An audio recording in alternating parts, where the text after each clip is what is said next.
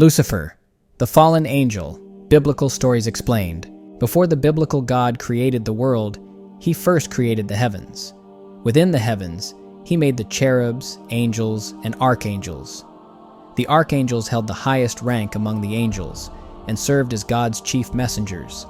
Among these archangels was Lucifer, the highest of them all. He was described as the most beautiful creature ever created by God, a splendid being who was perfect in every way.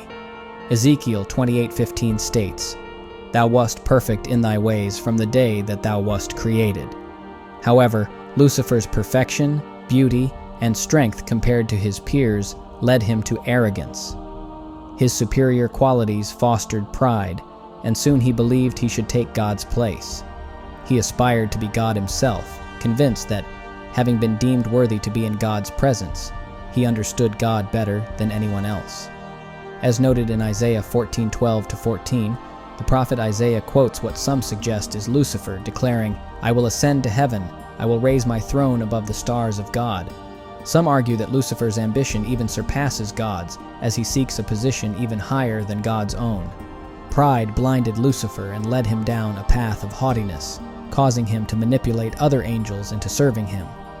His intellect was superior to that of the other angels, making it easier for him to deceive them. While some remained loyal to God, many angels, later known as fallen angels, began to recognize Lucifer as a superior being. Although Ezekiel 28:15 describes Lucifer as perfect, it also states that iniquity was found in him, suggesting that his perfection was diminished. With a third of the angels on his side, Lucifer launched an attack on God, igniting a mighty war in heaven. However, he did not anticipate the strong resistance posed by another archangel, Michael. Unable to defeat Michael in his current form, Lucifer began to doubt his own perfection. He transformed into a dragon, as noted in Revelation 12:7-8, leading to a war in heaven. Michael and his angels fought against the dragon, but the dragon and his angels did not prevail, and their place was no longer found in heaven. While some may argue that Lucifer displayed courage in his rebellion, many would contend that it was merely blind arrogance. Ultimately, he was defeated by Archangel Michael, demonstrating the power of the biblical God, who did not directly intervene in the battle. One could argue that God worked through Michael, but regardless, Lucifer's defeat was absolute. Revelation 12:9 states, "And the great dragon was cast out, that old serpent called the devil and Satan, which deceiveth the whole world.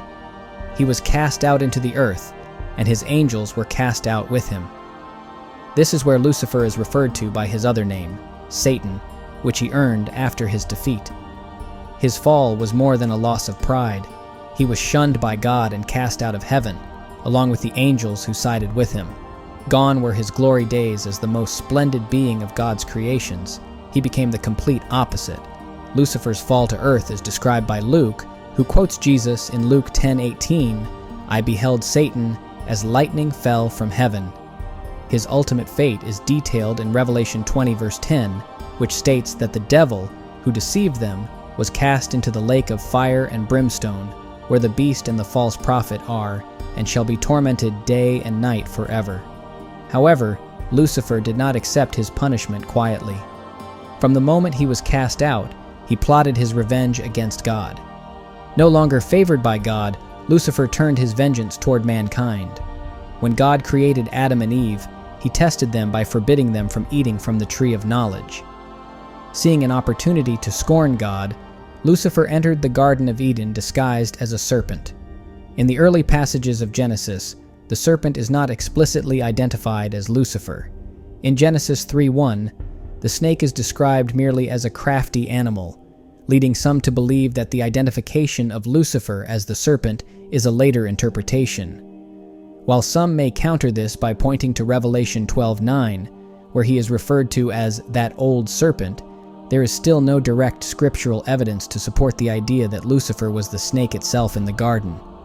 Others suggest that Lucifer manipulated the serpent to speak on his behalf, but again, this lacks scriptural confirmation. Furthermore, the origin of the name Lucifer is Latin for light-bringer or morning star, referring to the planet Venus. This raises questions about how a Latin term found its way into a Hebrew manuscript written before Latin existed.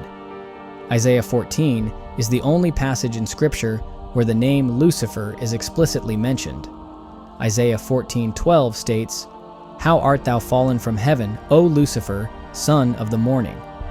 Many believe this refers to Lucifer, but others argue it pertains to a fallen Babylonian king, a mortal who sinned greatly in his persecution of Israel and believed he was beyond God's power.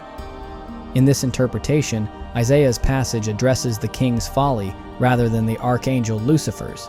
Additionally, the term Lucifer is not universally used across all translations. Some versions refer to the subject as the morning star, or Hellel, the Hebrew word for Venus. This implies that the Babylonian king was once esteemed before his predicted downfall.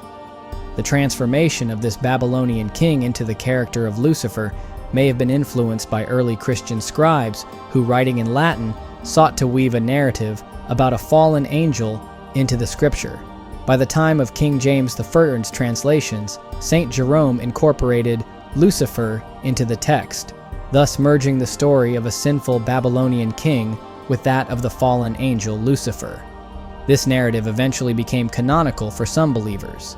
Similarly, Ezekiel's words in 28:15, which state, "Thou art perfect in thy ways from the day that thou wast created, until iniquity was found in thee," are often attributed to Lucifer, though some interpretations suggest Ezekiel is addressing an unnamed mortal king of Tyre.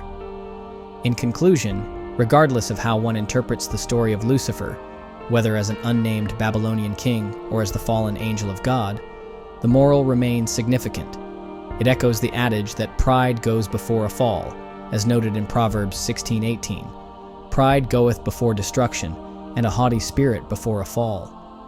This tale serves as a warning against excessive confidence and the belief that one is more powerful than they truly are, which can lead to failure. It also reminds us to be modest, grateful for what we have, and to respect those who came before us, as they may possess wisdom we have yet to comprehend. Lucifer's belief that he was stronger than God ultimately led to his banishment, illustrating that disrespect toward those who hold authority can have severe consequences.